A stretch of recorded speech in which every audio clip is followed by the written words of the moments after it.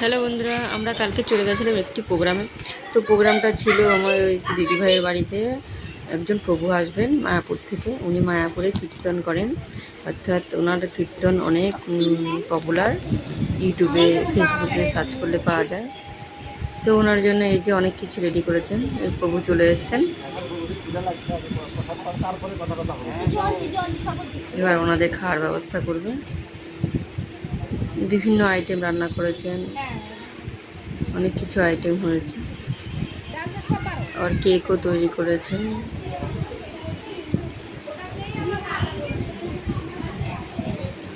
তো এইবার প্রভুদের খেতে দিয়ে দিলেন।